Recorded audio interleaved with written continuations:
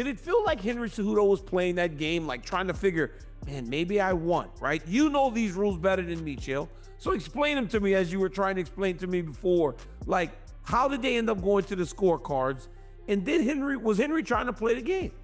And you gave me nostalgia referencing back to the Diego Sanchez reference. Damn, I get hit below the belt all the time. And you know what? I never complain. I never complain because of the size of the target. Like, I feel how easy that would be for somebody to do. So I just take it and I move on. This is tough. When you ask if Henry was playing the game. Alexander Volkanovski, who said he is not going to accept another fight unless it's for the belt. And apparently, I was with him in Australia and he did an interview last week where he said, listen, I'm going to fight. It's going to be announced very, very soon. It might be Topuria, and if it's not Topuria, it's going to be someone else. Hopefully fight announcement soon. I don't think you're going to get a better version of Alexander Volkanovski now coming at this stage of his career, where he's been, all the things that he's done, all the things that he's achieved. I don't think you are going to get a better version of Alexander Volkanovski coming into this particular fight. The main event for UFC 314, April 12th in Miami, is going to be Alex Volkanovski versus Diego Lopez for the vacant UFC featherweight title. We all kind of presumed that Volkanovski would be fighting for the belt in Miami in April, but we thought it would be against Topuria in a rematch of a fight that happened essentially 12 months ago, but it's not to be. It's a vacant title fight now, and it's the main event for this Miami card. Now, what does this mean for one Ilia Topuria? Well, it means he's moving up to 155 pounds. And as the fight progressed, it looked like Song was starting to take over. Now, there was a couple of fouls along the way. There might have been a nut shot. There was definitely an eye poke. There was definitely a warning from referee Jason Herzog. And the reason why that's relevant is because in round 3, there was a double eye poke. So the referee tells him off for poking in the eyes. Then they continue, the fingers are still out. Then he pokes him with the double eye poke. Henry Cejudo is in a bad way. He's saying that he can't see. Now, this is where the controversy comes in, because the fight was stopped for 5 minutes. The undercard, the prelims, these were some of the best prelims that we have ever seen. Every single fight ended in either a knockout, and there were some vicious knockouts, or a submission. Finish in every single one. First of all, I gotta say, shout out to the people of Seattle. Ilia Topuria has recently decided to vacate his title and move up to the lightweight division. As confirmed by Dana White, Topuria feels he has created his legacy in the featherweight division, and now it's time for him to become a double champ. UFC 314, #1 ranked former champion Alex Volkanovski will be taking on #3 ranked Diego Lopez for the vacant UFC featherweight title.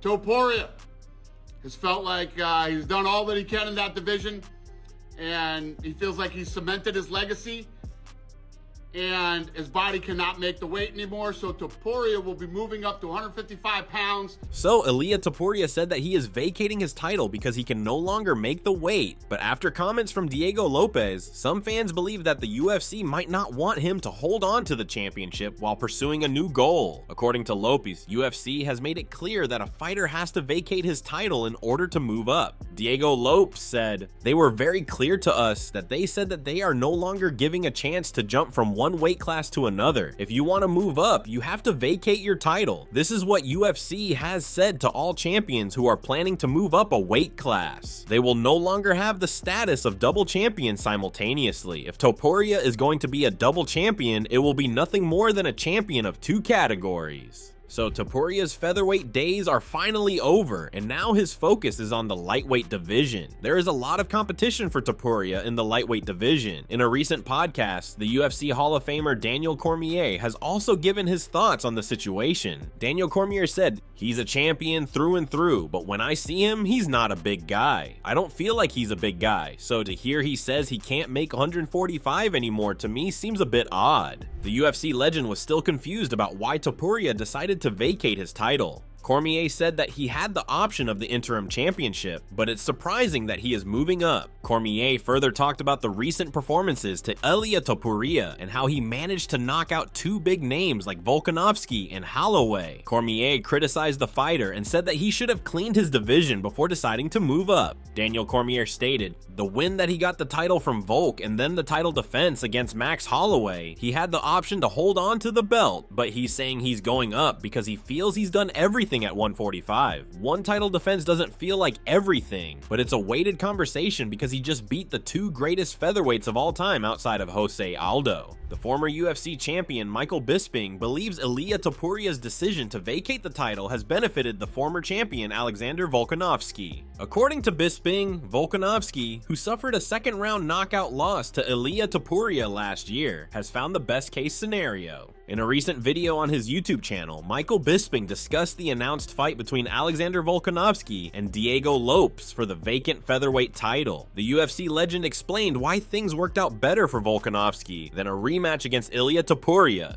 Michael Bisping said, "This whole thing kind of played out, I think, for the best for Volkanovski. I love Volkanovski. He's a tremendous guy. He's a legendary fighter, one of the greatest featherweights that the sport's ever seen. But going up against Topuria again, I don't know if that was the best idea."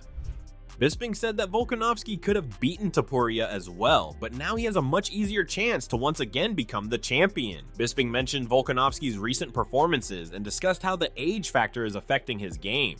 Michael Bisping added, "I'm not saying that he couldn't beat him because every single fight is different. And of course, in the first one, he was coming off the back of that vicious knockout to Islam Makhachev. But this time it's different. He's 36 years old now. Never mind 35. Never mind that curse. He's 36. He's no spring chicken." Similarly, Nick Pete also thinks that Ilia Topuria's decision to move up has made the path easier for Alexander Volkanovski to get back his title. Adam Catterall is also excited for this fight as he hopes to witness a close fight. He is waiting for this fight that will take place in the co-main event of UFC 314. Allows Volk to win back the featherweight belt once again in Miami in a belter. Easier said than done, because the man Correct. that he's taking on is the super mullet himself, one of the fighters of the year for 24 and for 23, Diego Lopez.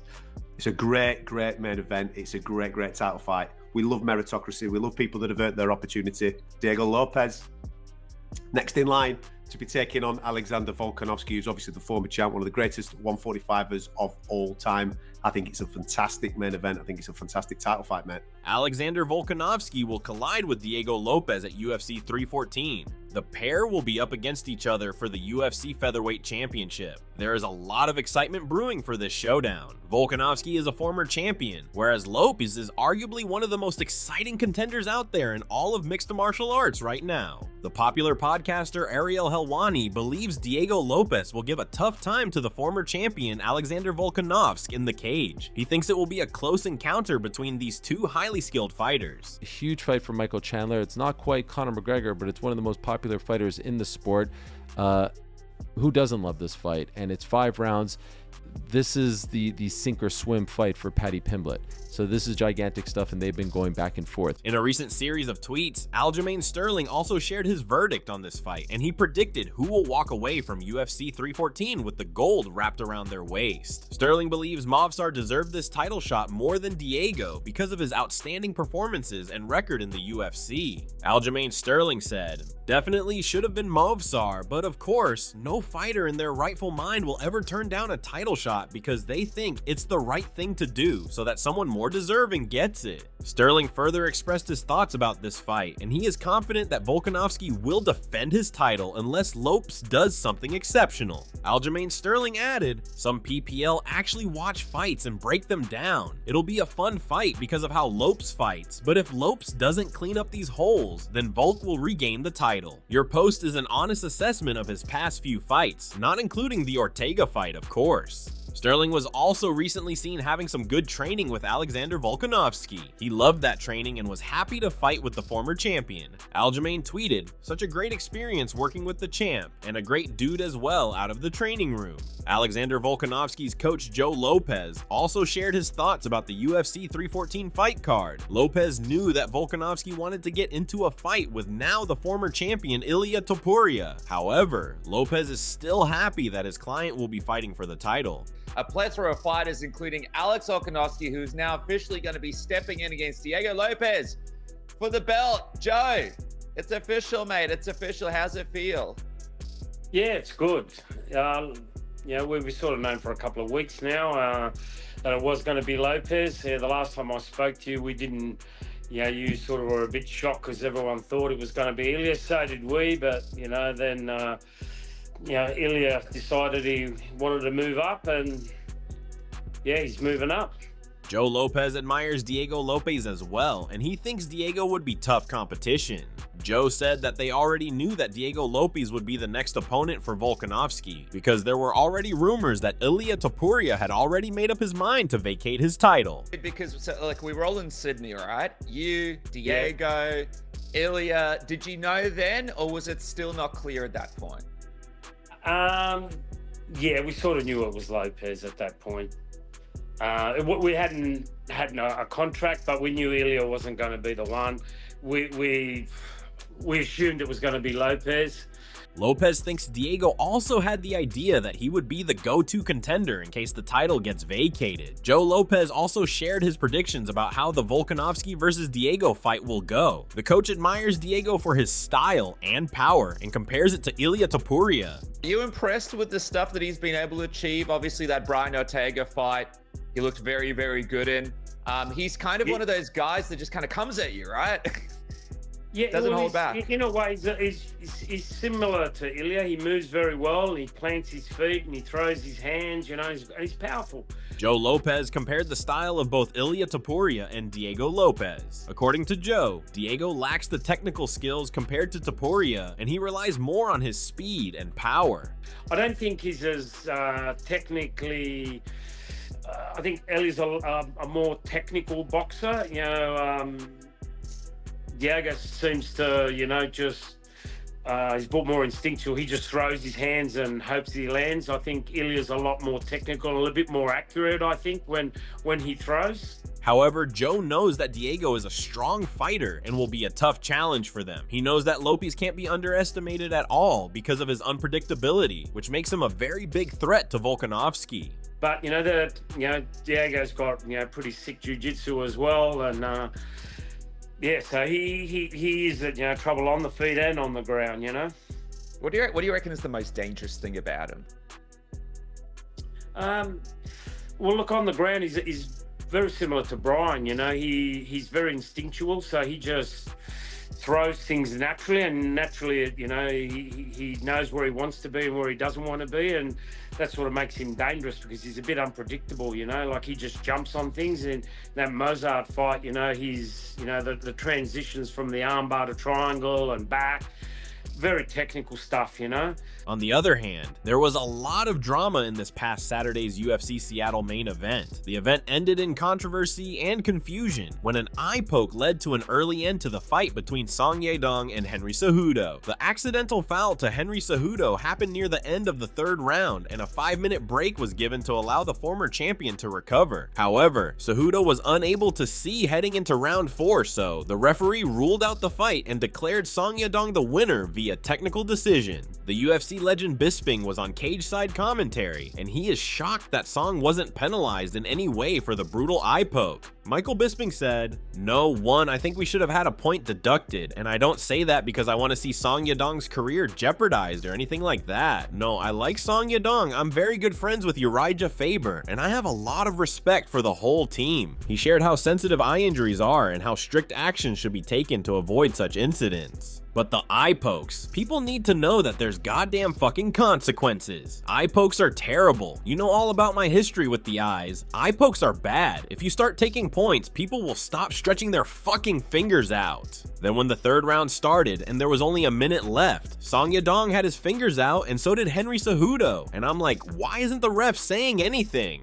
The MMA legend Demetrius Johnson has also given his reaction to Henry Cejudo suffering his third straight defeat at UFC Seattle. In the main event of UFC Seattle, the former champion Henry Cejudo suffered some bad luck. In addition to a few other fouls, Henry was subjected to a nasty eye poke that eventually rendered him unable to continue in the fight. Demetrius Johnson reacted to this fight and questioned how long Henry Cejudo could continue with a form like this. Demetrius Johnson said, "Now he's on a 3-fight losing streak. What is he doing next? next? I don't see the point of it. The likelihood of Henry Cejudo getting opportunities to keep on fighting #1 contenders over and over again, I just don't see it happening. Not saying that it can't, but I don't see it happening. Demetrius Johnson further advised the former double champ Cejudo to take retirement and save his legacy. According to the Mighty Mouse, Henry Cejudo is now hurting his legacy in the back end of his remarkable MMA career. Mighty Mouse further said about Henry's future, "Would I like to see Henry Cejudo retire? Yeah, I think so. He's beaten me, flyweight champion, defended the belt, and bantamweight champion. That's more than half of the motherfucker here on the roster are ever gonna do." Man almost went blind. He's got a great podcast with Kamaru Usman, 2 beautiful children, beautiful wife, businesses. There's no reason to fight and keep risking his health.